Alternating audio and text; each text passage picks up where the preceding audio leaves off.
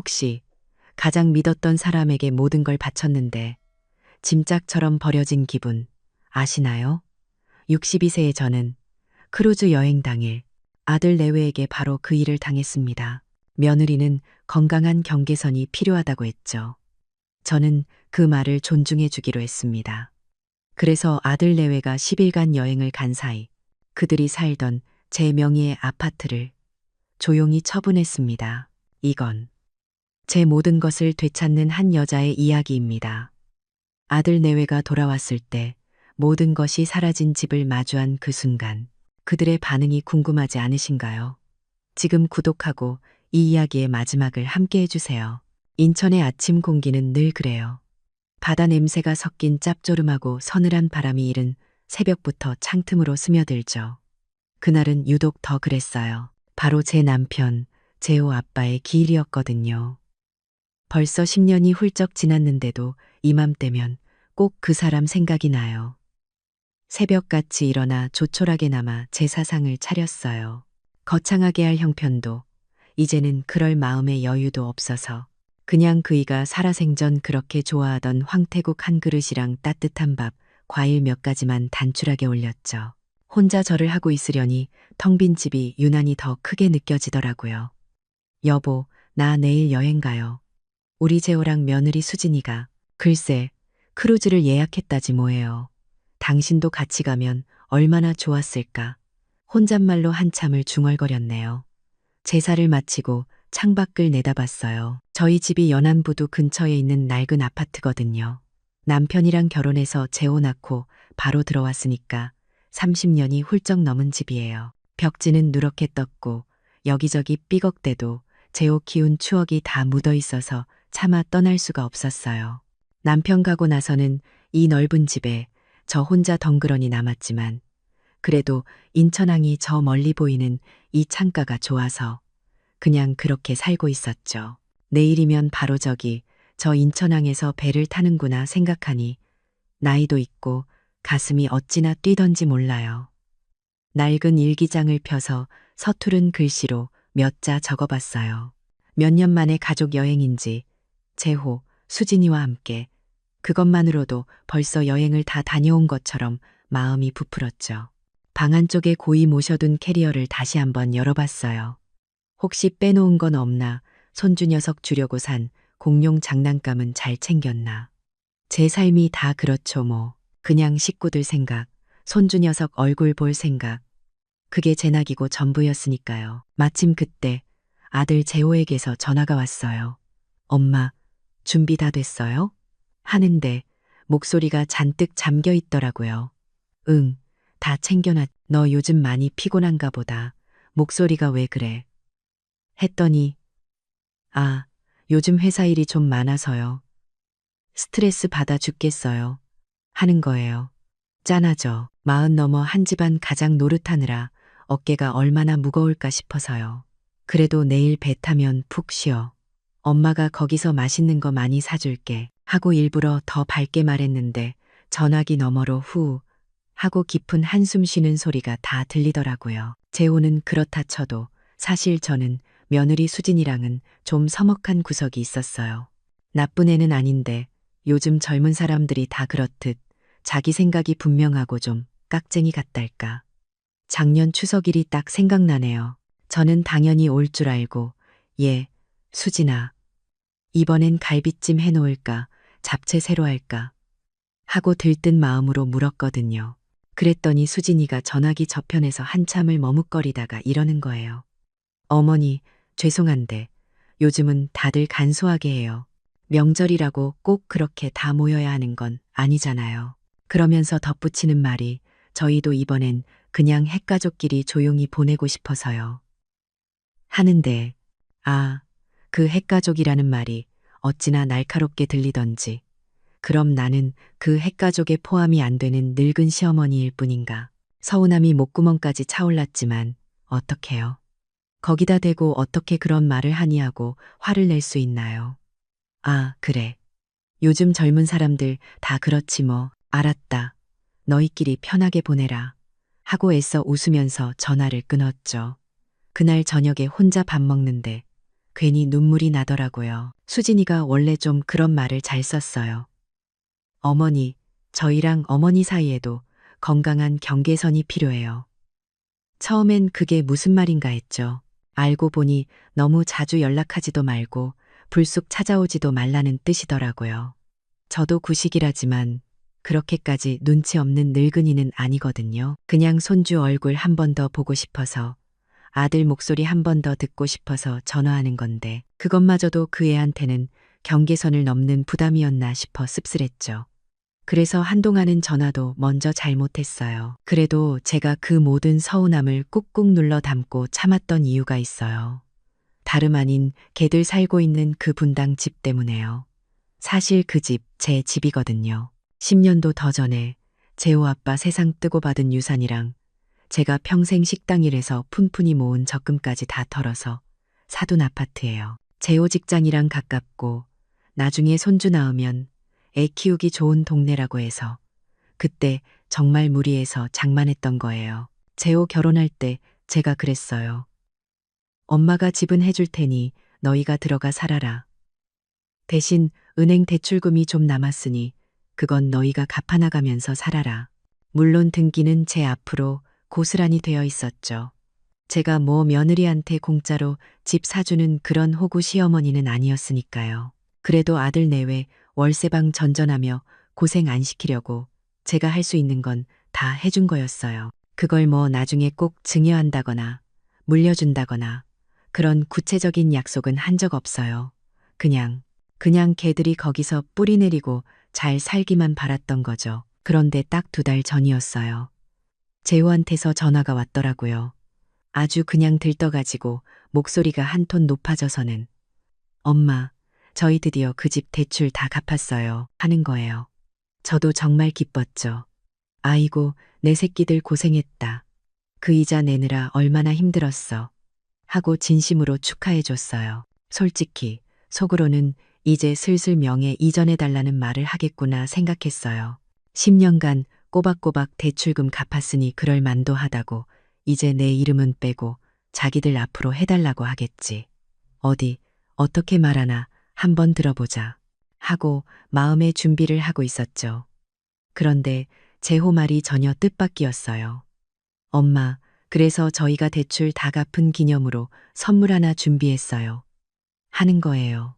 선물은 무슨 선물? 하는데 아들 녀석이 이러더라고요. 우리 가족 다 같이 크루즈 여행 가요. 엄마, 저, 수진이, 그리고 손주까지 일본이랑 제주도 가는 코스래요. 엄마가 항구 좋아하시잖아요. 아, 그 말을 듣는데 정말이지 눈물이 핑 돌더라고요. 저는 고작 진명에 같은 속물적인 계산이나 하고 있었는데 아들 녀석은 10년 고생한 보답으로 그 첫 번째 기념으로 가족 여행을 생각한 거잖아요. 그것도 저까지 포함해서요. 그동안 며느리 수진이가 핵가족이니 경계선이니 하면서 저를 밀어내던 그 모든 서운함이 그 순간 다 눈 녹듯이 사라지는 것 같았어요. 그래, 걔들도 다 생각이 있구나. 속이 깊은 애들이야. 내가 괜히 오해했지. 그렇게 믿고 싶었어요. 아니요, 그렇게 굳게 믿었죠. 그깟 진명이가 뭐라고. 아들 내외 마음이 이렇게 예쁜데. 그래서 여행 전날 밤 저는 정말로 행복했어요. 마지막으로 캐리어를 점검하고 혹시나 해서 며느리 수진이한테 문자를 보냈죠. 수진아, 내일 아침에 너희 짐도 많을 텐데 내가 괜히 짐 될라. 인천항 근처 카페에 먼저 가 있을까? 거기서 만나도 되고 하고요. 괜히 늙은이 하나 태우러 오가기 번거로울까봐 보낸 문자였는데 한참 동안 답이 없더라고요. 바쁜가 보다 하고 그냥 잠자리에 들려는데 늦은 밤에야 딩동하고 답장이 왔어요. 아니에요, 어머니. 짐은 괜찮아요. 저희가 아침 9시까지 집 앞으로 모시러 갈게요. 내일 뵙겠습니다. 아, 모시러 갈게요. 그 말이 어찌나 든든하고 고맙던지 핵가족이니 경계선이니 차갑게 말하던 그 며느리가 맞나 싶었어요. 그동안 쌓였던 모든 서운함과 의심이 그 따뜻한 문자 한 통에 다 씻겨나가는 기분이었어요. 저는 정말 아무 걱정 없이 내일 아침 9시만 기다리면서 어린애처럼 설레는 마음으로 잠자리에 들었답니다. 아침 9시가 되기 무섭게 저는 이미 현관문 앞에 캐리어를 끌어다 놓고 서성이고 있었어요. 어젯밤 며느리 수진이한테서 모시러 가겠다는 그 다정한 문자를 받고 나서는 정말이지 지난 몇 년간 쌓였던 서운함 같은 건 다 잊어버린 기분이었죠. 그래, 걔들도 다 생각이 있겠지. 내가 너무 속 좁게 굴었나 보다. 그렇게 생각했어요. 밖에서 빵빵하고 경적 소리가 가볍게 울리기에 저는 신이 나서 문을 열고 나갔어요. 나간다 하고 빈집에다 대고 괜히 소리도 한번 쳤네요. 아파트 앞에 제호가 모는 SUV 차량이 서 있었어요. 5년 전에 걔들 저 차 살 때 저도 꽤 많이 보태줬던 아주 번쩍번쩍한 차였죠. 그런데 좀 이상했어요. 아들 제호만 운전석에서 내려서 트렁크 쪽으로 걸어오고 조수석에 앉은 며느리 수진이는 창문도 내리지 않은 채 그냥 앉아 있더라고요. 선글라스를 끼고 있어서 표정은 보이지 않았지만 그냥 가볍게 손만 한번 흔드는 게 다였어요. 아침이라 피곤한가?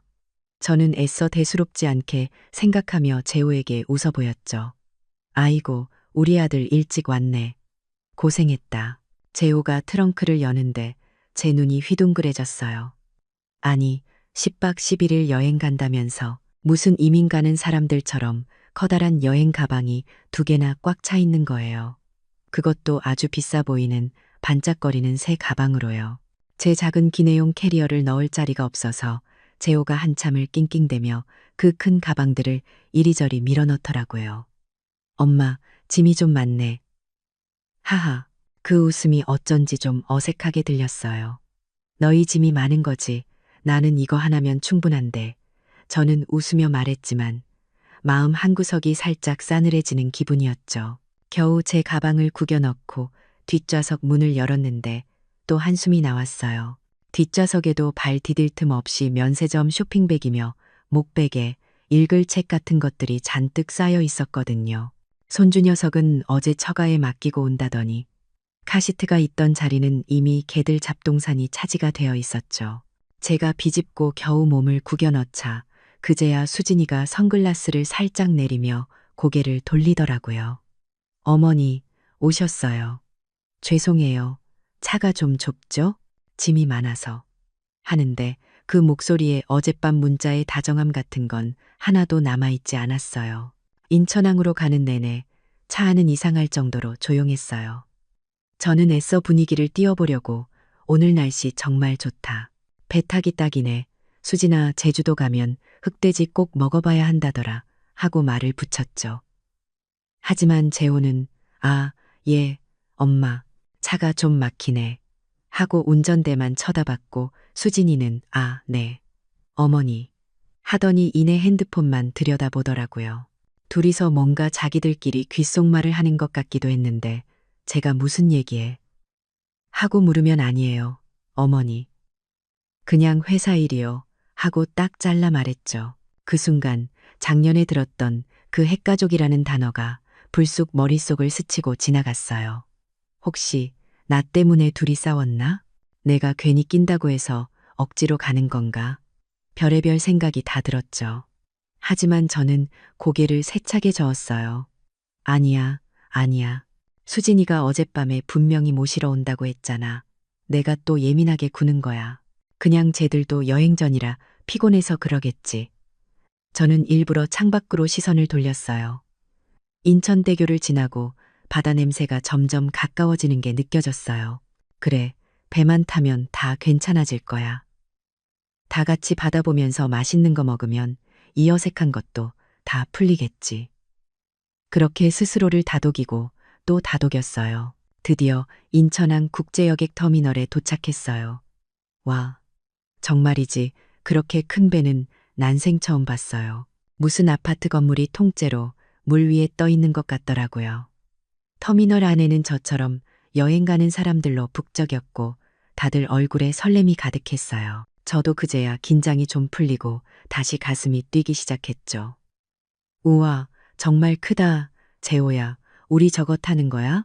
재호가 주차를 하는 동안 저와 수진이가 먼저 내렸는데 재호가 차에서 내리자마자 수진이가 재호 팔을 붙잡고 뭐라고 다급하게 속삭이는 거예요. 재호는 알았어, 알았다고 하면서 잔뜩 스트레스 받은 얼굴로 머리를 쓸어 넘기더라고요. 저는 또 가슴이 철렁했죠. 왜 그래? 무슨 일 있어?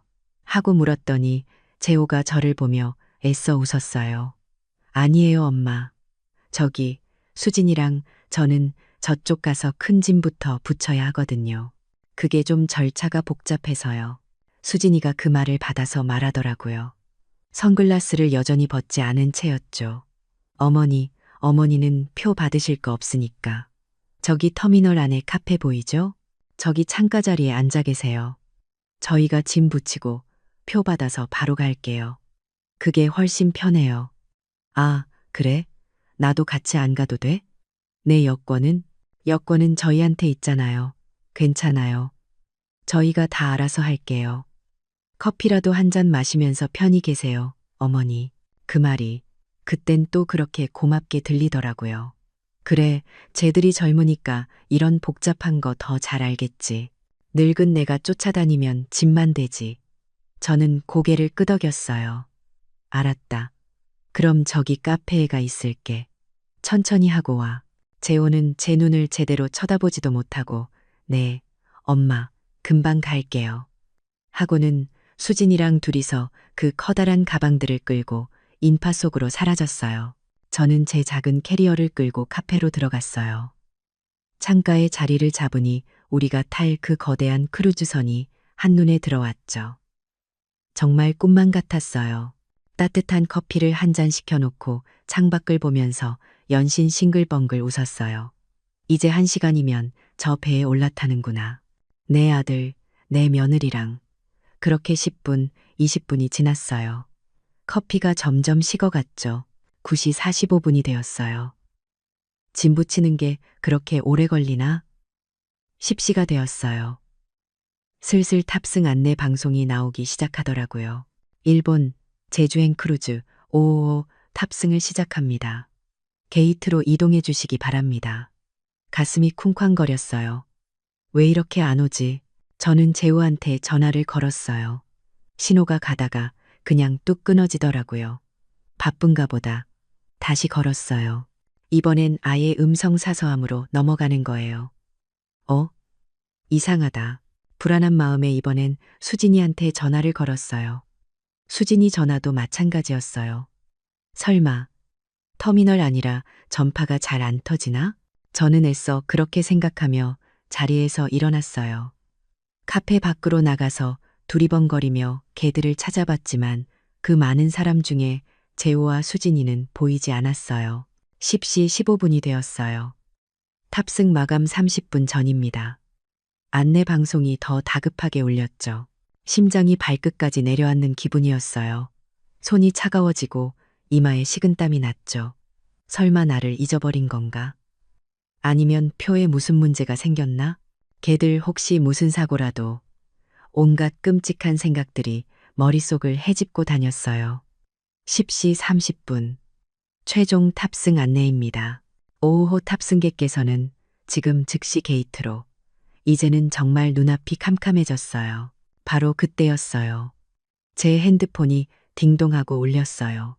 수진이었어요. 전화였죠. 아, 하느님 감사합니다. 저는 허둥지둥 전화를 받았어요. 수진아, 너희 어디야? 지금 최종 탑승이래. 빨리 와.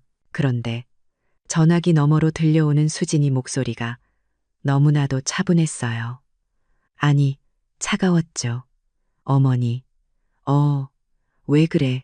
무슨 일이야? 재호 씨한테. 문자 받으셨죠? 문자. 무슨 문자? 나 아무것도 못 받았는데. 전화기 너머로 수진이가 깊게 한숨을 내쉬는 소리가 들렸어요. 아, 진짜. 이 사람이 아직도 안 보냈네. 그 혼잣말에 저는 온몸이 얼어붙는 것 같았어요. 수진아, 그게 무슨 말이야?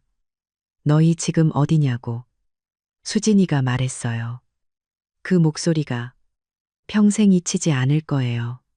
어머니, 저희 지금 배 탔어요. 뭐라고? 배를 탔다고?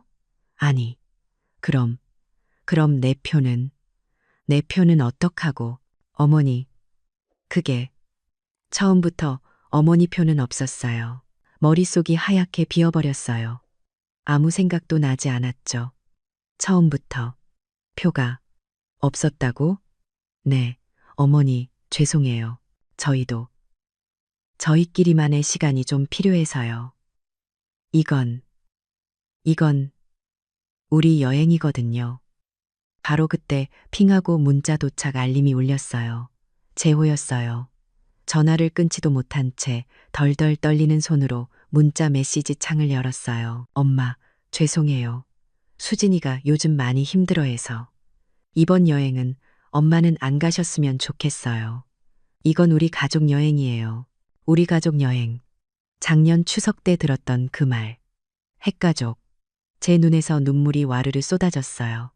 수화기 너머로 수진이의 목소리가 계속 들려왔죠. 어머니, 어차피 이렇게 된 거. 저희도 솔직히 말씀드릴게요. 저희도 건강한 경계선이 필요해요.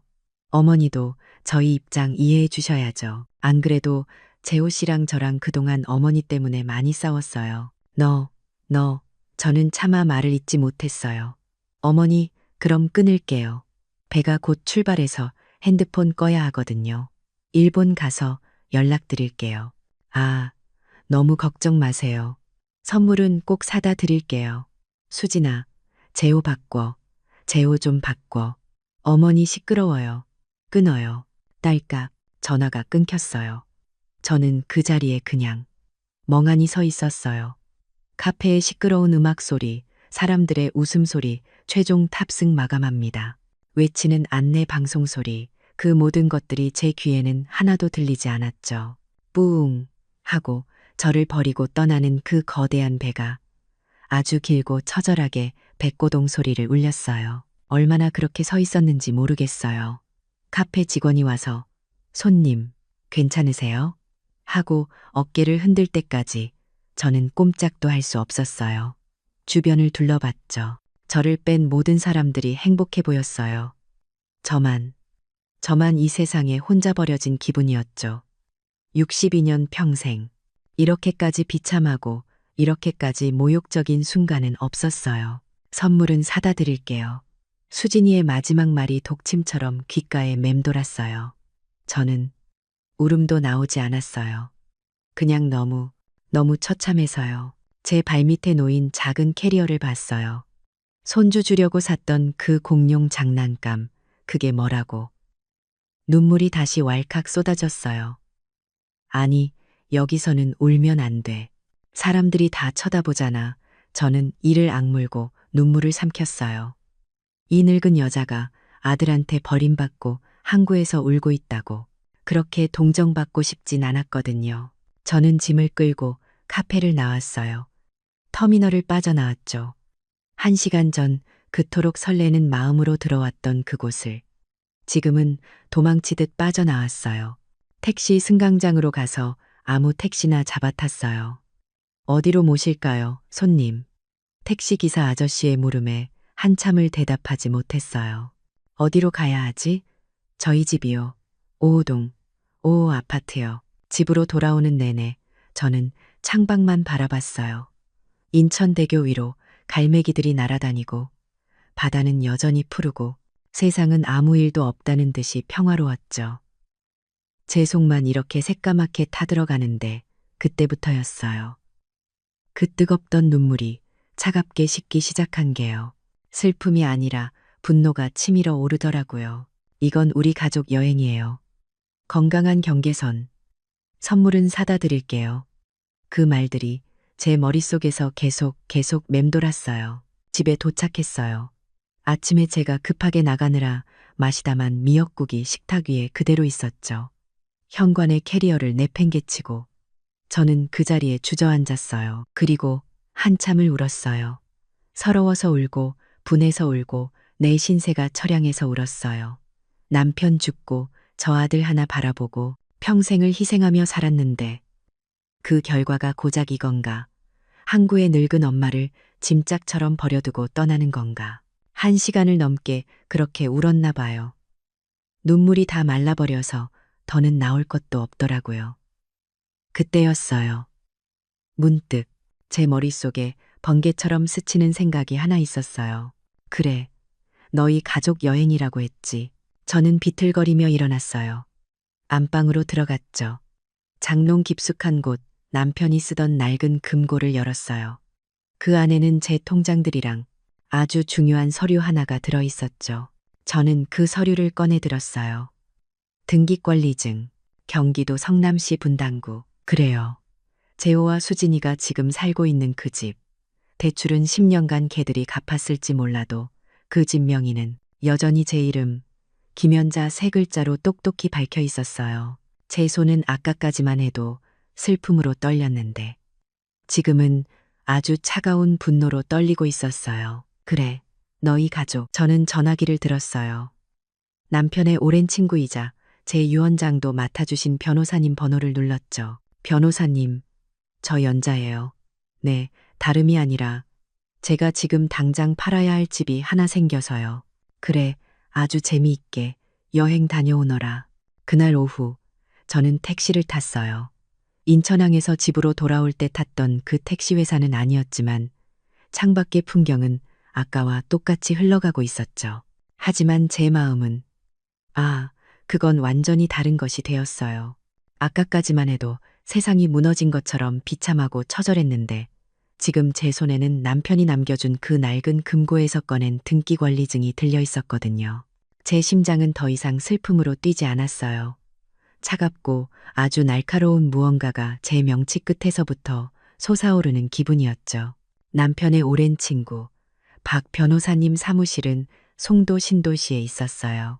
일부러 낡은 제 아파트 근처가 아니라 가장 현대적이고 삐까뻔쩍한 동네에 사무실을 낸 분이었죠. 남편 살아생전에 박 변호사는 너무 겉멋이 들었어 하고 핀잔을 주곤 했지만 지금 이 순간 저에게 필요한 건 인정사정 봐주는 옛 친구가 아니라 바로 그 겉멋처럼 냉철하고 정확한 법률 전문가였어요. 사무실 문을 열고 들어갔을 때 비서가 저를 보고 깜짝 놀라더라고요.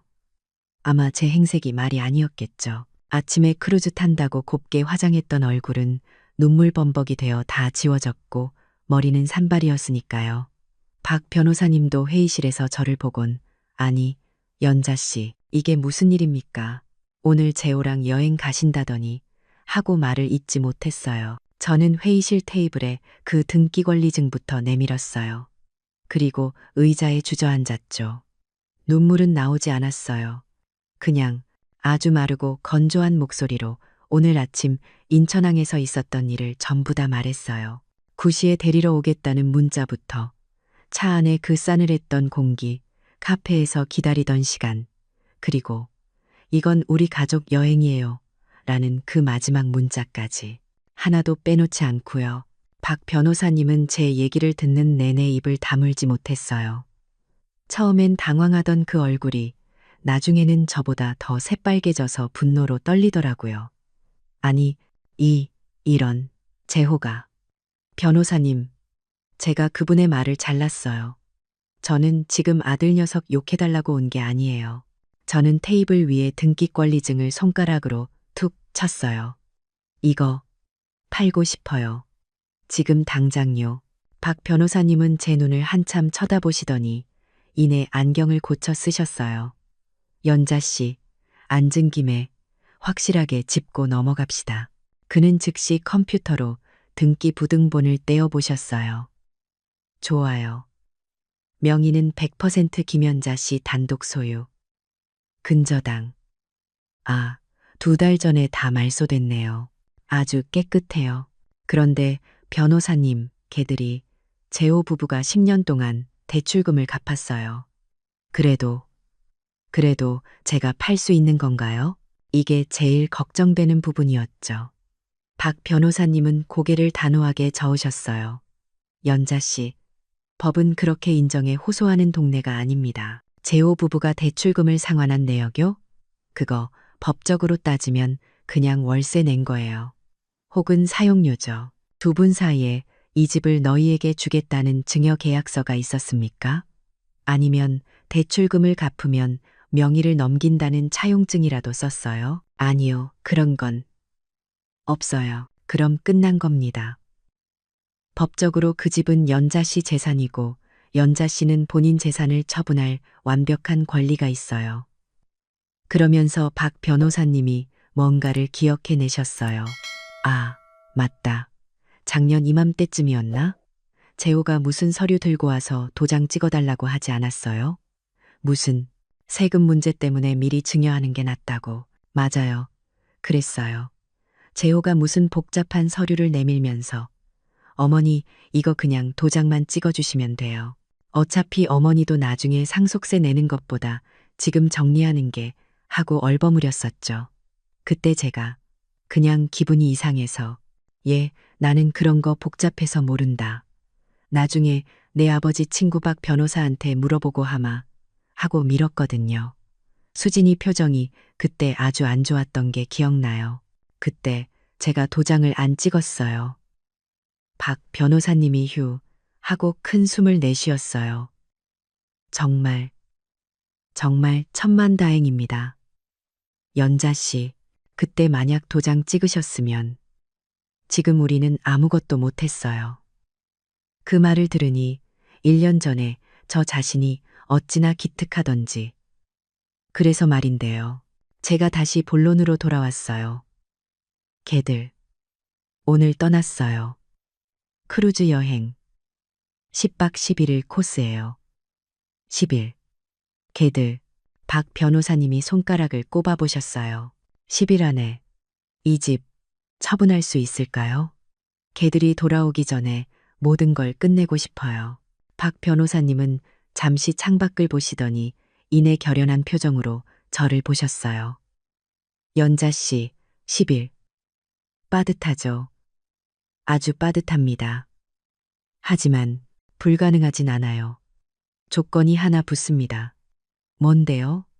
정상적인 매매로는 어림도 없어요. 금매로 내놔야 합니다. 시세보다 좀 싸게요. 그리고 무조건 현금으로 잔금까지 치를 수 있는 사람을 찾아야 해요. 괜찮아요. 얼마를 손해보든 상관없어요. 저는 그냥 걔들이 그 집에 돌아오지 못하게만 하면 돼요. 제 대답에 박 변호사님은 비장한 표정으로 고개를 끄덕이셨어요. 알겠습니다. 제가 아는 분 중에 분당 쪽 금매만 전문으로 하는 아주 발빠른 부동산 중개인이 있습니다. 지금 바로 연결해보죠. 그렇게 우리의 10일간의 반격은 시작되었어요. 그날이 바로 D10. 걔들이 배 위에서 첫 번째 샴페인을 터뜨리고 있을 바로 그날이었죠. 다음 날 D9. 저는 아침 일찍 분당으로 향했어요. 박 변호사님이 연결해준 부동산 중개인과 만나기로 했거든요. 아직 제 손에 그 집 현관문 비밀번호와 카드키가 있었어요. 걔들이 비밀번호를 바꿀 법도 한데 아마 설마 엄마가 여기까지 오시겠어? 하는 안 입고 온 방심이었겠죠. 삑삑삑 소리와 함께 문이 열렸어요. 1년 만에 들어가 보는 집이었어요. 집 안은 제가 마지막으로 봤던 그 모습이 아니었어요. 온통 개들의 사치스러운 물건들로 가득 차 있었죠. 거실에는 제가 평생 구경도 못 해본 70인치짜리 거대한 텔레비전이 걸려 있었고 소파는 무슨 구름 위에 앉는 것처럼 푹신해 보이는 하얀색 가죽 소파였어요. 저는 신발도 벗지 않고 그 집을 둘러봤어요. 여긴 제 집이 아니었어요. 제 흔적은 어디에도 없었죠. 부엌에는 제가 쓸 줄도 모르는 비싼 커피 머신이 번쩍거렸고 안방 드레스룸에는 수진이의 명품 가방들이 유리장 안에 전시되어 있었어요. 그 집은 제게 단 한 번도 따뜻한 밥 한 끼 차려주지 않은 공간이었어요. 손주가 태어났을 때조차 산후조리원에 있다가 바로 이 집으로 왔지 저를 오라고 부르지도 않았죠. 어머니, 집이 좁아서요. 나중에 저희가 인천으로 갈게요. 그 좁다던 집이 이렇게 궁전 같았네요. 화가 나는 걸 넘어서서 그냥 허수음이 났어요. 이 모든 걸 제 돈으로 사준 집에서 저는 손님은커녕 문 밖에 타인 취급을 받았던 거예요. 잠시 후 부동산 중개인이 도착했어요. 아주 야무져 보이는 여성이었죠. 그녀는 집을 휙 둘러보더니 제게 말했어요. 사모님, 집은 좋은데 지금 이 상태로는 안 돼요. 매수자가 집 보러 왔는데 이렇게 집주인 물건이 가득 차 있으면 계약까지 가기 힘들어요. 하지만 짐 주인이 지금 해외에 걱정 마세요. 방법이 다 있죠. 그녀는 바로 전화를 걸더라고요. 일단 저희 쪽 VIP 금매 리스트에 올릴게요. 조건은 아시죠? 시세보다 10% 저렴하게 현금 박치기, 계약 후 3일 이내 잔금, 대신 수수료는 2배입니다. 좋아요. 그렇게 하세요. D8. 바로 다음 날이었어요. 중개인에게서 연락이 왔죠. 사모님, 찾았어요.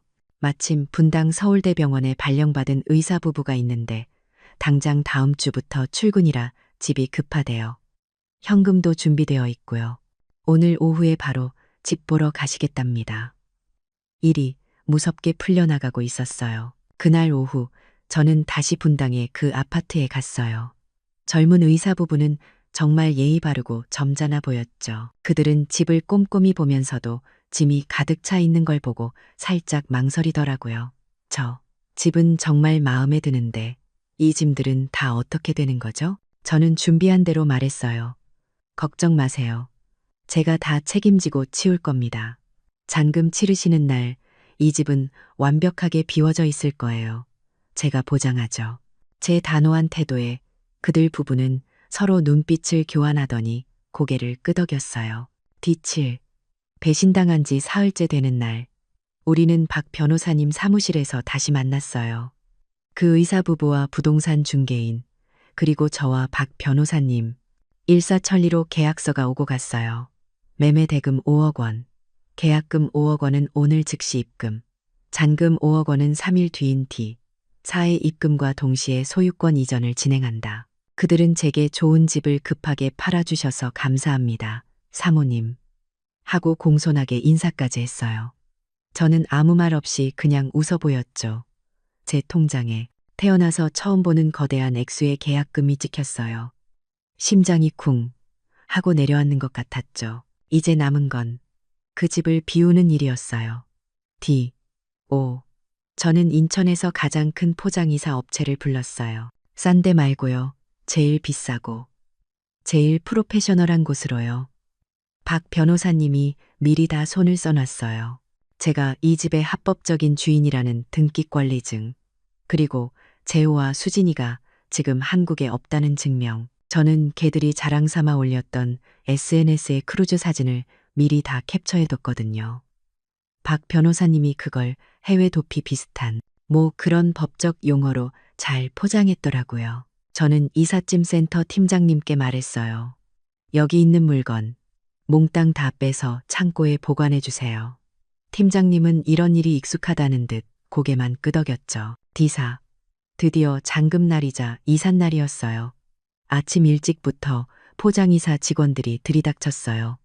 그들은 기계처럼 움직였죠. 수진이가 그렇게 아끼던 명품 가방들, 재호가 자랑하던 비싼 양주들, 둘이 찍은 커다란 결혼사진 액자까지 전부 다 하얀색 완충제에 쌓여서 박스 안으로 사라졌어요. 저는 그 과정을 소파도 없는 거실 한 구석에 쪼그리고 앉아서 그냥 멍하니 바라봤어요. 시원할 줄 알았는데 꼭 그렇지만은 않더라고요.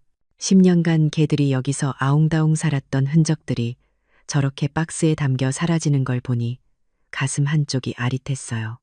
내가 너무 모질개구나 하는 생각도 잠깐 들었죠.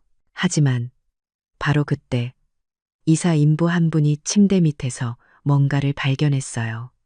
꾸깃꾸깃한 종이였죠. 사모님, 이것도 짐인가요? 무심코 받아든 그 종이는 1년 전 재호가 저한테 도장 찍어달라고 가져왔던 바로 그 증여 계약서 초안이었어요. 버리지도 않고 침대 밑에 숨겨뒀던 거예요.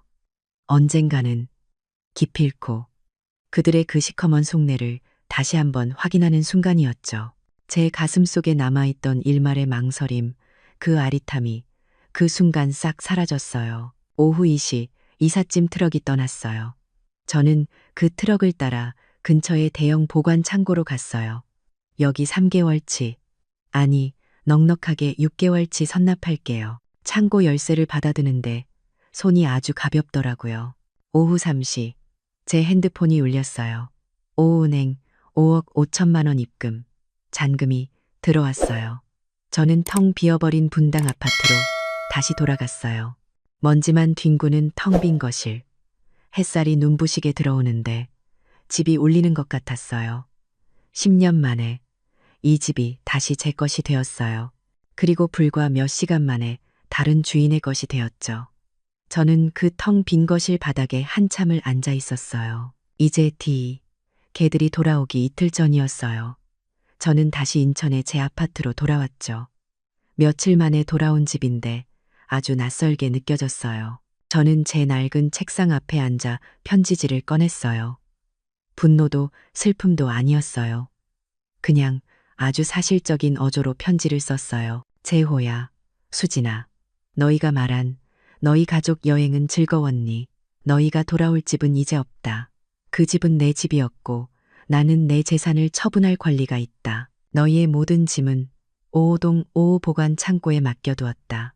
내가 6개월치 비용은 미리 내두었으니 그 안에 찾아가든 말든 너희가 알아서 해라. 자세한 사항과 창고 열쇠는 내 변호사 박 변호사님 사무실에 맡겨두었다. 그리로 연락해서 받아가거라. 나는 이제 내 삶을 살겠다. 2번 다시 나를 찾지 마라.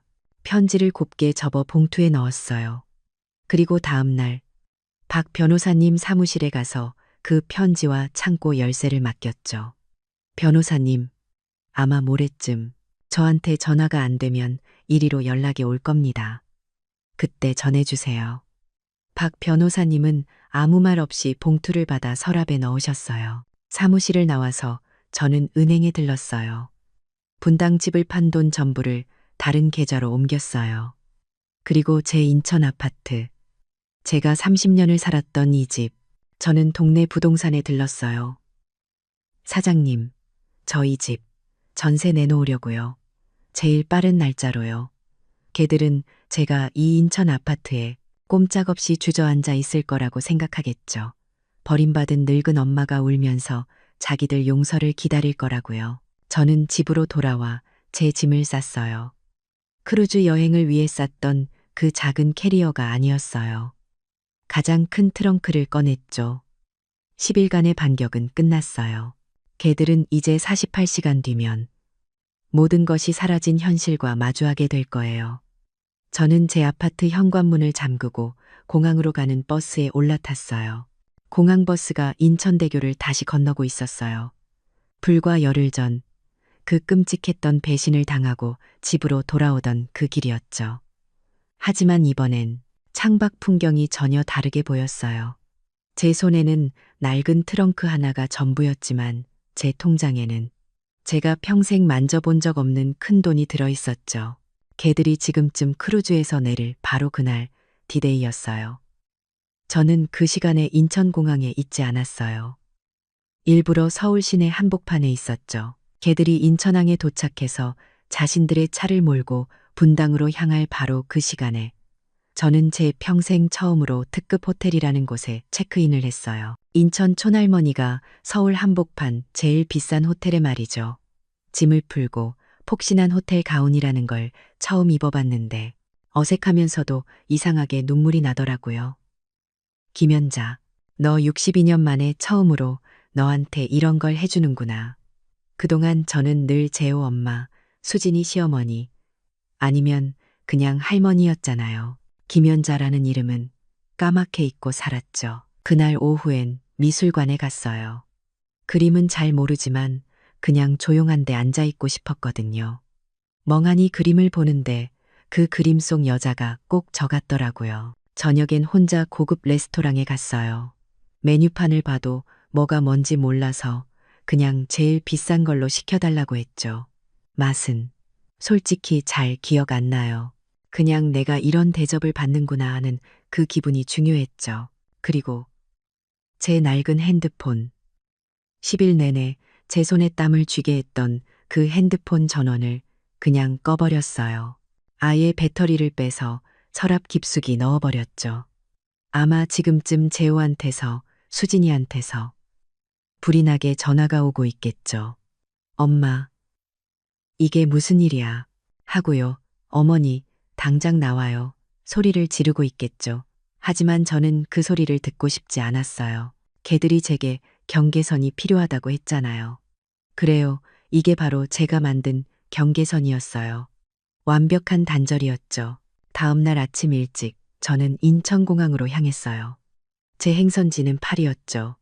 파리에 누가 있냐고요? 제 유일한 피부치, 10년 전에 프랑스 사람이랑 결혼해서 아예 거기 눌러앉은 제 여동생이 살고 있었거든요. 남편 죽고 재호 결혼하고 이런저런 핑계로 한 번도 못 가봤는데 이제야 가게 된 거예요. 12시간을 넘게 날아서 도착한 파리 공항에서 동생을 보자마자 그만 참고 있던 눈물이 터져버렸어요. 동생은 저보다 10살이나 어린데도 저보다 훨씬 당차고 야무진 아이였어요. 제 몰골을 보더니 아무 말 없이 저를 꽉 안아주더라고요. 동생 집에 가서 그동안 있었던 일을 다 털어놨어요. 인천항에서 벌어진 일부터 10일 동안 집 팔고 짐 뺀 일까지 전부 다요. 제 동생은 제육볶음이라도 하다가 태운 사람처럼 프라이팬을 들고 뛰쳐나갈 기세로 불같이 화를 내더라고요. 언니, 미쳤어? 그걸 왜 이제 말해? 아니, 잘했어. 100번 잘했어. 그런 것들은 가족도 아니야. 언니, 그냥 여기서 나랑 같이 살자.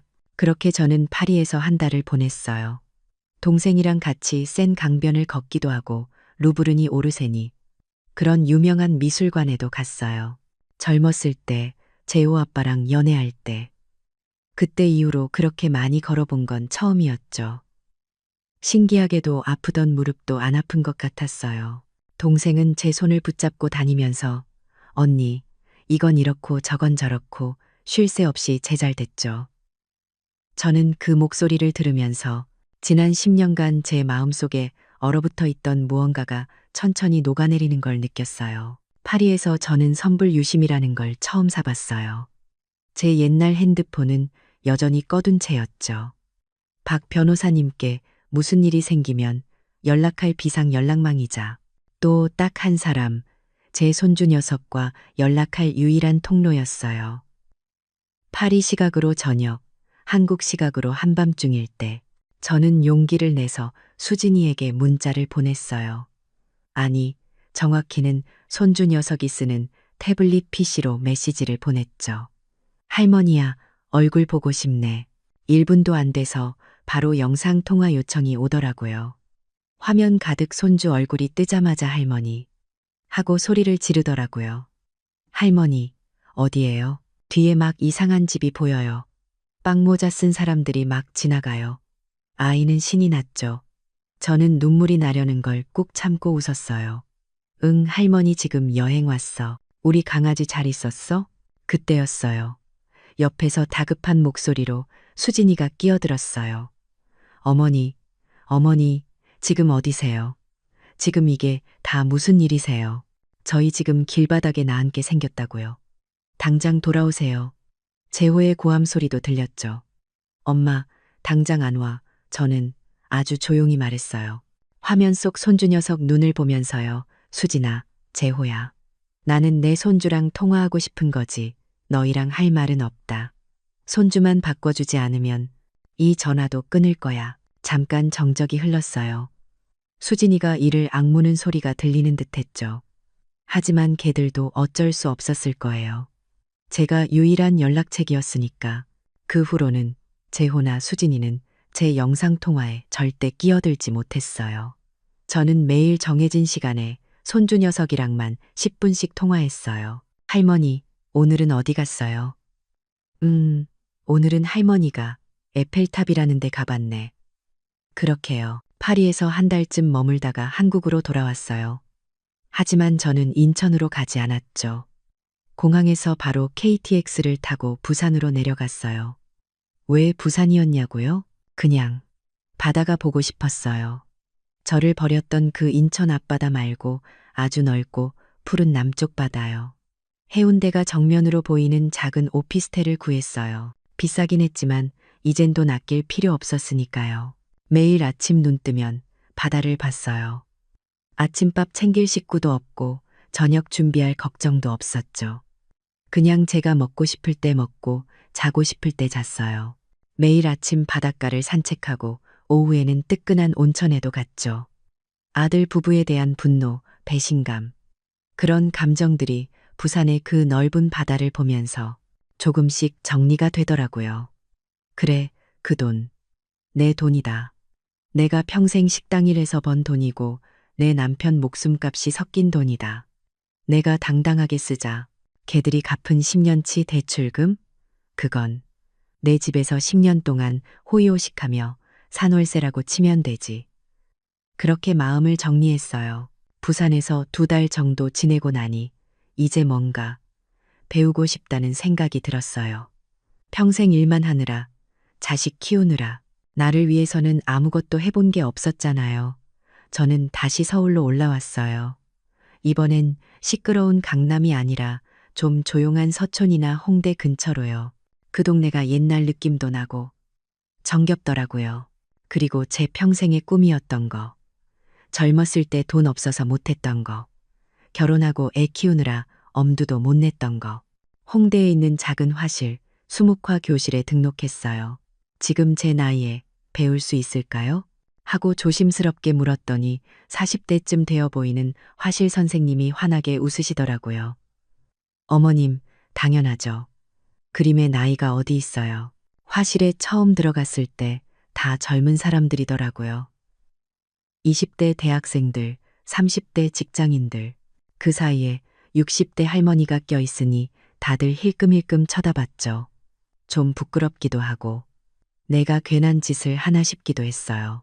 처음엔 붙잡는 손이 어찌나 떨리던지 선 하나 긋는 것도 마음대로 안 됐죠. 하지만 벼루에 먹을 갈고 그 특유의 먹냄새를 맡고 있으니 마음이 그렇게 편안해질 수가 없었어요. 인천의 그 낡은 아파트에서도 파리의 화려한 거리에서도 부산의 그 시원한 바닷가에서도 느끼지 못했던 평온함이었죠.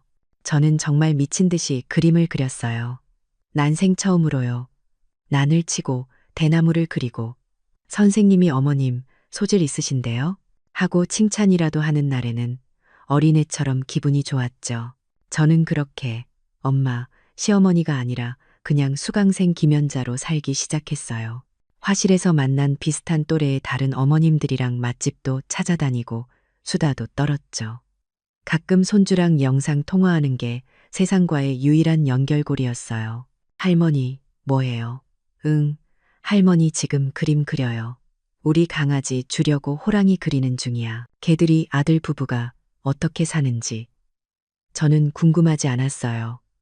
아마 박 변호사 사무실에 가서 편지를 읽고 창고 열쇠를 받아들고 난리가 났겠죠. 그 비싼 짐들을 창고에서 꺼내서 어디 월세방이라도 구했으려나요? 아니면 수진이네 친정으로 들어갔으려나요? 뭐 어떻게든 살겠죠. 저 없이도 잘 살던 핵가족이었으니까요. 저는 제 먹을 갈고 제 붓을 헹구는 일에만 집중했어요. 제 이름 석자, 김연자. 그 이름을 화선지 귀퉁이에 쓸 때마다 저는 제가 다시 태어난 것 같은 기분이 들었어요. 그게 제가 62년 만에 찾은 제 진짜 삶이었으니까요. 서울에서의 생활은 뭐랄까 제 62년 인생에서 처음 맛보는 고요함 그 자체였어요. 낯선 동네인 서촌이었지만 이상하게도 금방 정이 들었죠.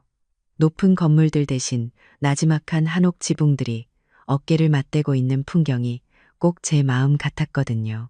저는 홍대 근처 화실을 오가는 게 유일한 외출이었고 그 외의 시간엔 제가 새로 얻은 작은 오피스텔에서 조용히 책을 읽거나 그냥 멍하니 창밖을 보며 시간을 보냈어요. 그날도 화실에서 막 수업을 마치고 나오는 길이었어요. 벌써 몇 달이 지났죠. 이젠 붓을 잡는 손이 떨리지 않았어요. 아니, 오히려 붓을 잡아야만 마음이 차분해지는 기분이었달까요. 그날은 제가 처음으로 대나무를 그렸는데 선생님이 어머님, 이제 정말 붓에 힘이 붙으셨네요. 아주 그냥 꼿꼿하고 단단해요. 하고 칭찬을 해주셨어요.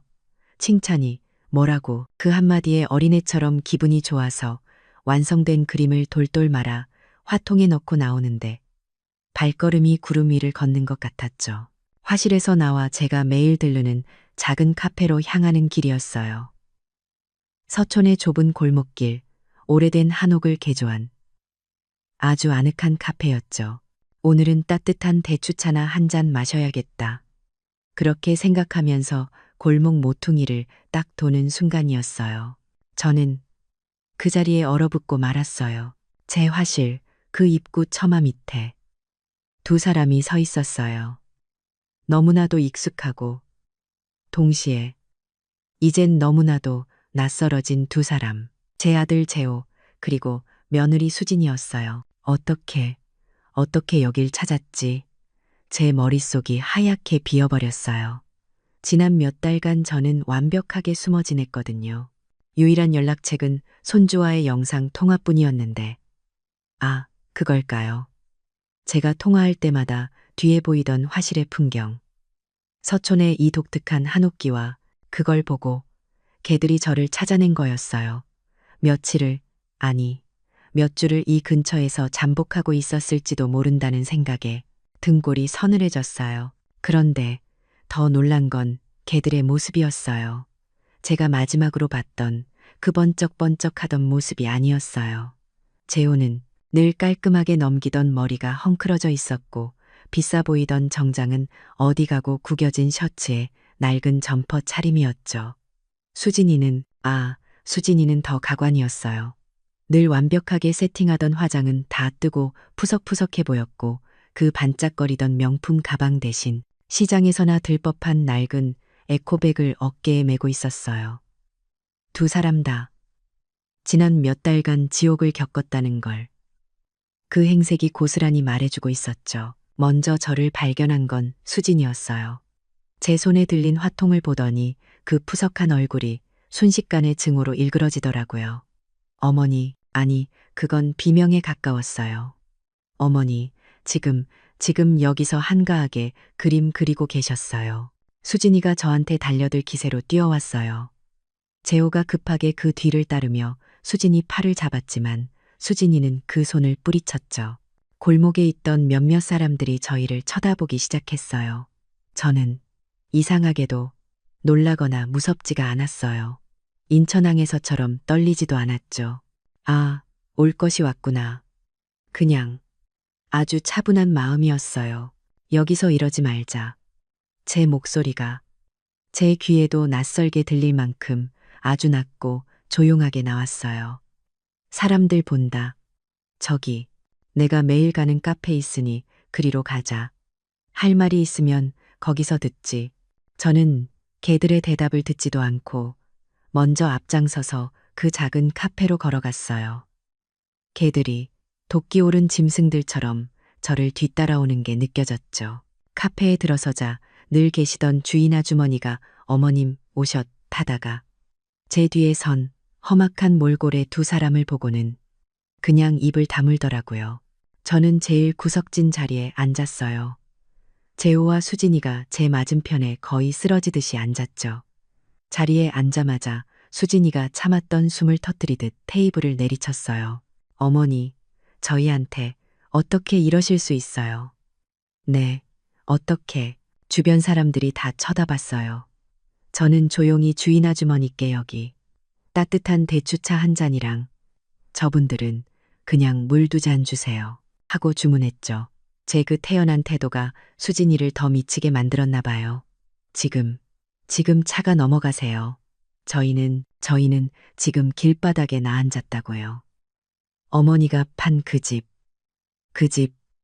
저희가 10년 동안 밤낮 없이 일해서 갚은 집이에요. 근데 그걸 주인인 저희한테 말 한마디 없이 팔아넘겨요?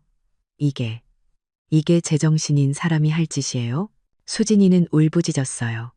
어머니 때문에 저희 신용불량자 되게 생겼다고요. 창고 보관료.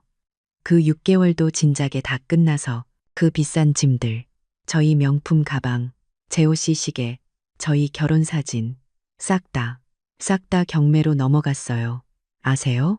아, 그랬군요.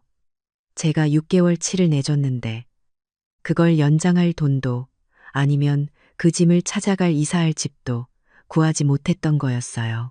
그때까지 고개만 숙이고 있던 재호가 드디어 입을 열었어요. 목소리가 다 갈라져서 나오더라고요. 엄마, 제발, 제발요. 저희가 정말 잘못했어요. 네, 저희가 그날, 크루즈, 그거, 정말 잘못했어요. 그러니까, 제발, 그 집, 그 집은 이미 팔렸으니 어쩔 수 없지만, 그 돈, 그 돈이라도, 저희 손주, 엄마 손주, 걔 생각은 하셔야죠. 걔 지금 처갓집에서 눈치밥 먹으면서, 그게 다 엄마 때문. 재호야, 제가 입을 열었어요. 아주 조용히, 하지만 단호하게요. 울부짖던 수진이도 횡설수설하던 재호도 제 목소리에 순간 얼어붙었어요. 저는 뜨거운 대추차를 한 모금 마셨어요. 그리고는 재호를 똑바로 쳐다봤죠. 재호야, 너 방금 그 집을 너희가 갚았다고 했니? 재호가 움찔하더라고요. 그야. 저희가 10년 동안, 그래, 10년 동안 꼬박꼬박 갚았지. 이자까지 합쳐서 한 달에 얼마였더라? 150만 원이었나? 걔들은 대답이 없었어요. 너희가 10년간 낸 그 돈. 그거. 요즘 시세로 분당의 그 40평짜리 아파트에서 10년 산 월세라고 생각해라. 아니, 생각해보니 월세보다 훨씬 쌌구나. 내가 너희한테 아주 헐값에 세를 내준 셈이야. 안 그러니? 수진이가 눈을 동그랗게 떴어요. 뭐라고요? 세요. 그래, 월세. 내가 너희한테 그 집을 공짜로 증여한다고 계약서에 도장이라도 찍어줬던가. 아니면 이 집은 너희 것이다라고 녹음이라도 해둔 게 있어? 너희는 내가 늙고 무식해서 법 같은 거 아무것도 모를 줄 알았지. 저는 이제 수진이를 바라봤어요. 그 증오로 가득 찬 눈을 피하지 않고요. 수진아, 너 나한테 그랬지. 건강한 경계선이 필요하다고. 카페 안에 있던 다른 손님들. 아마 저랑 비슷한 또래의 부인들이 몇 분 계셨는데 그분들이 다 저희 쪽을 쳐다보고 있었어요. 너는 네가 똑똑하고 신식이라서 늙은 시어머니한테 그런 어려운 말 써가면서 유세 떨고 싶었나 본데. 그래, 나도 내 덕분에 그 경계선이라는 거 한번 만들어 봤다. 이게 바로 내 건강한 경계선이야. 수진이의 얼굴이 하얗게 질려갔어요. 어머니, 어머, 그리고 재호 너. 저는 다시 제 아들을 봤어요. 녀석은 아예 고개를 테이블에 쳐박고 있었죠. 엄마가 파리에 가 있는 동안 너희 집, 아니, 내 집이었지. 거기서 이삿짐 빼낼 때 침대 밑에서 아주 재미있는 걸 하나 발견했단다. 재호의 어깨가 아주 크게 튀어 올랐어요. 고개를 번쩍 들더라고요. 그 눈, 공포에 질린 눈이었어요. 그게 뭘까? 1년 전에 네가 나한테 도장 찍어달라고 가져왔던 그 증여계약서 초안이 왜 너희 부부 침대 밑에서 꾸깃꾸깃하게 나왔을까? 그건 수진이도 몰랐던 눈치였어요. 수진이가 재호를 쳐다보더라고요. 그 눈빛, 뭐라고, 증여, 계약서 하는 눈빛이었죠.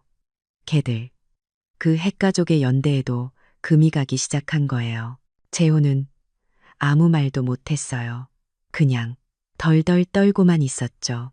너는 크루즈 여행이라는 걸로 내 눈을 가리고 내가 방심한 사이에 어떻게든 그 도장을 받아낼 생각이었겠지. 아니면 내가 늙어서 정신이 오락가락하면 그때 그 서류를 다시 내밀 생각이었니? 내가 치매라도 걸려서 어머니 여기 도장 찍으셔야 해요 하면 내가 그냥 찍을 줄 알고 그걸 그 침대 밑에 고이 숨겨뒀던 거야? 엄마, 그건 됐어. 저는 자리에서 일어났어요. 카페 안의 모든 사람들이 저를 쳐다보고 있었어요. 인천항에서 저를 쳐다보던 그 동정의 눈빛이 아니었어요. 그건 뭐랄까, 경외감, 혹은 통쾌함, 그런 복잡한 눈빛들이었죠. 저는 제 찻값을 테이블 위에 내려놨어요. 그리고 제 아들과 며느리를 제 인생에서 가장 차가운 눈으로 내려다봤어요. 너희는 단 한순간도 나를 가족으로 생각하지 않았다. 그저 너희가 필요할 때 돈이나 내주는 늙은이, 너희 핵가족이라는 그럴듯한 울타리 밖에서 굳은 일이나 해주는 가족 봉사자. 그 이상도 이하도 아니었지. 하지만 너희가 잊은 게 하나 있어. 그 집은 처음부터 끝까지 내 집이었다. NHRA 구음에 내가 너희에게 바란 건 그 10년치 대출금이 아니었어. 내가 필요했던 건 단 한 번이라도 나를 김연자라는 한 인간으로 대해주는 존중이었다. 디오 메이컨 라 톤철. 수진이는 그 자리에 완전히 무너져 내렸어요. 더 이상 악을 쓰지도 울부짖지도 못했죠. 그냥 텅 빈 눈으로 저를 올려다봤어요. 재호는 어린애처럼 엄마, 엄마, 제가 잘못했어요. 엄마, 하고 울기 시작했어요. 그건 분노의 눈물이 아니라 모든 걸 잃어버린 자의 진짜 눈물이었죠. 하지만 제 마음은 단 1mm도 흔들리지 않았어요. 나는 이제 내 삶을 살란다. 저는 제 화통을 챙겨들었어요. 너희도. 이제 너희가 그렇게 원하던 핵가족끼리 오순도순 잘 살아봐라. 나 없이. 저는 카페 문을 열고 나왔어요. 뒤에서 재호가 엄마 하고 저를 부르는 소리가 들렸지만 저는 단 한 번도 뒤돌아보지 않았어요. 서촌의 그 맑은 가을 햇살이 제 어깨 위로 쏟아져 내렸죠. 62년 평생 제 어깨를 짓누르던 그 무거운 짐이 드디어 완전히 사라져버린 기분이었어요. 제 손은 더 이상 떨리지 않았어요.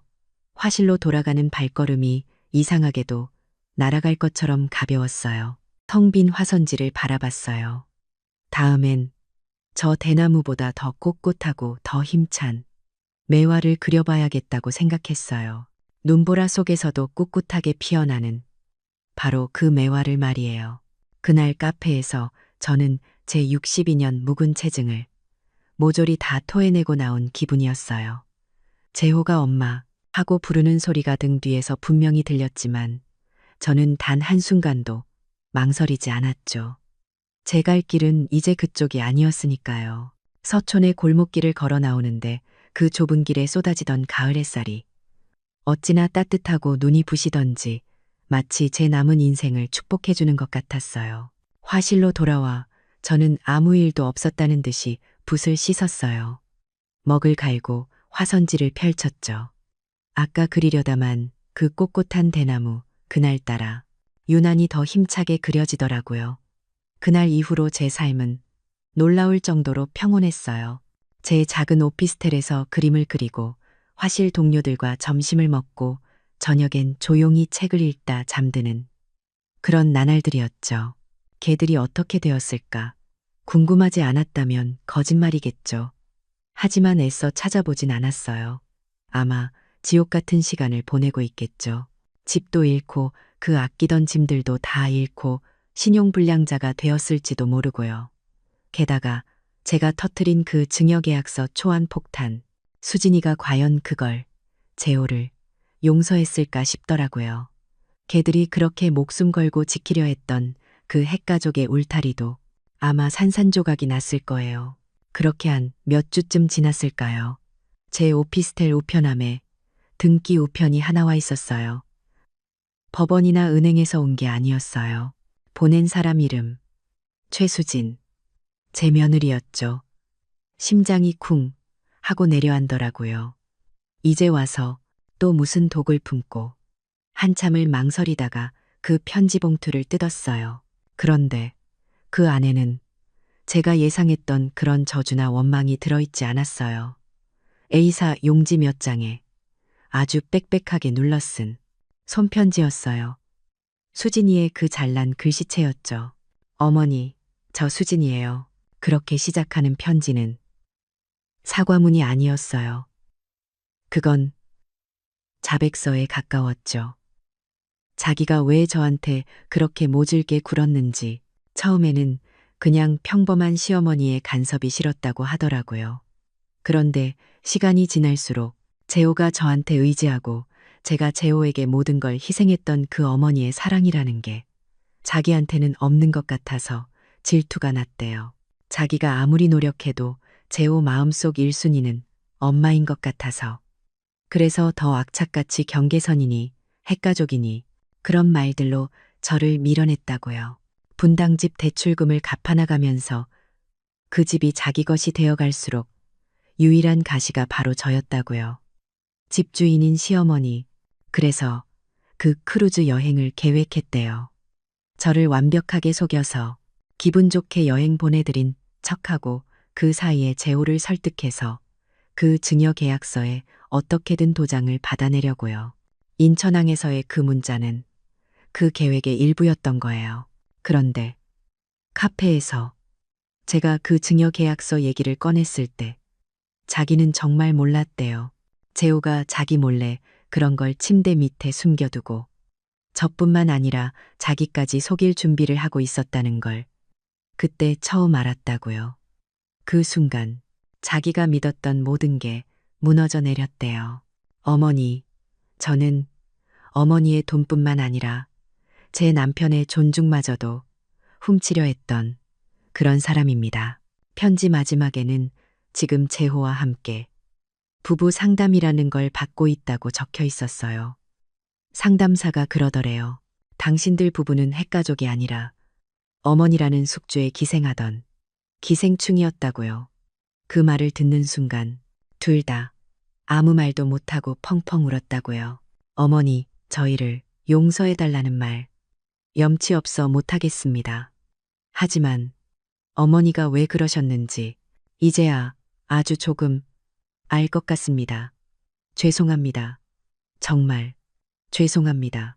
편지를 다 읽고 저는 그걸 그냥 조용히 서랍에 넣었어요. 눈물은 나지 않았어요.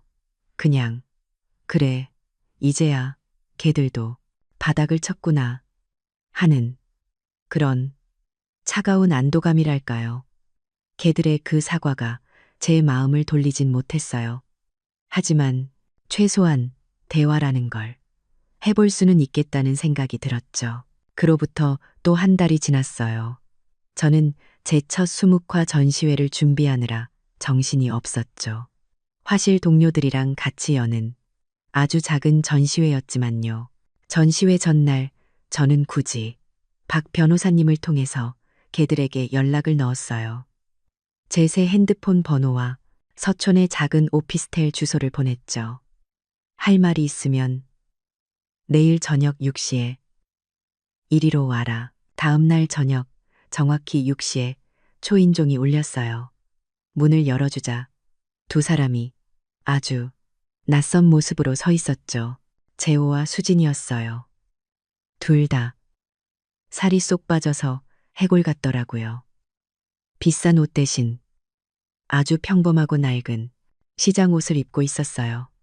아마 그동안 수진이네 친정에 얹혀 살면서 엄청난 눈칫밥을 먹었겠죠. 제 오피스텔은 걔들이 살던 분당의 그 궁전과는 비교도 안 되는 10평 남짓한 작은 공간이었어요.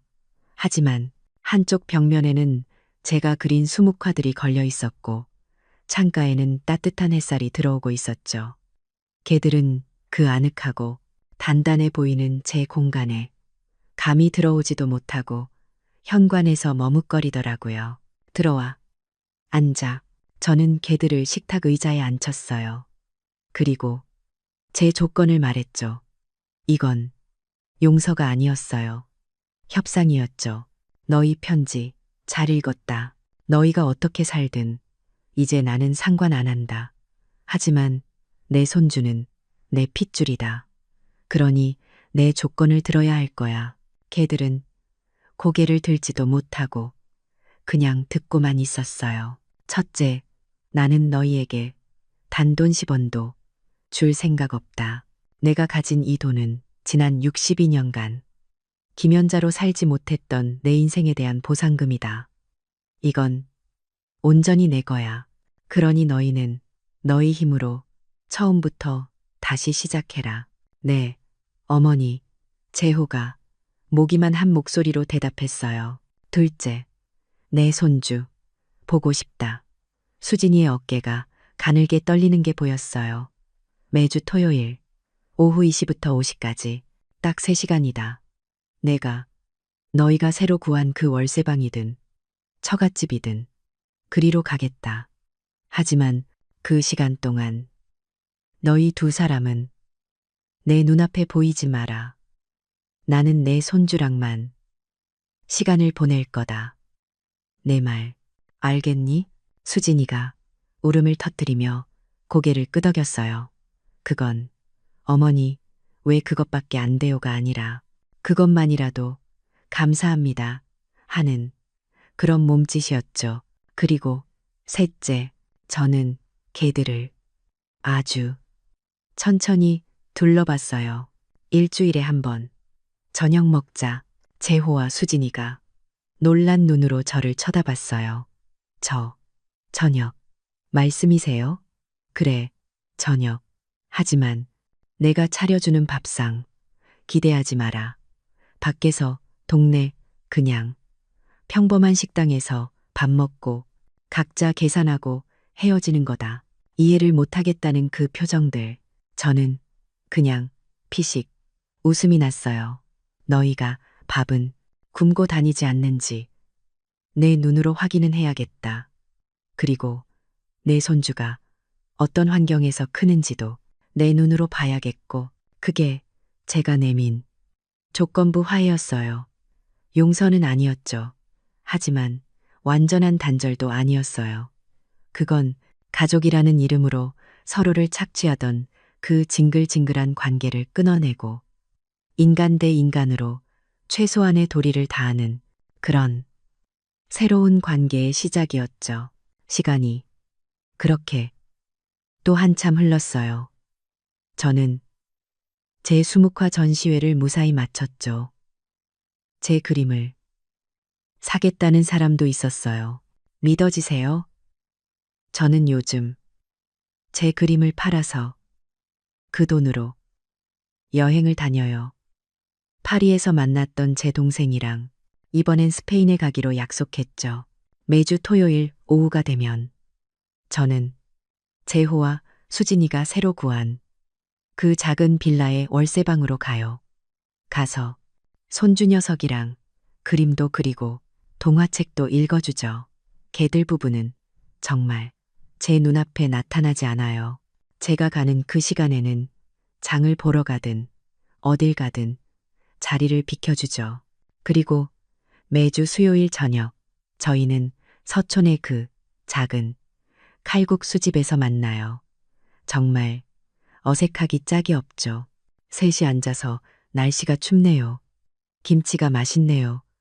그런 영양가 없는 말들만 해요. 하지만 이상하게도 그 시간이 싫지 않았어요. 거기엔 거짓이 없었거든요. 서로에게 바라는 게 없었으니까요. 재호는 이제 정말 자기 힘으로 살고 있더라고요. 비싼 차는 팔아버리고 낡은 중고차를 몰고요. 수진이도 그 비싼 옷 대신 수수한 옷을 입고 다시 일을 시작했대요.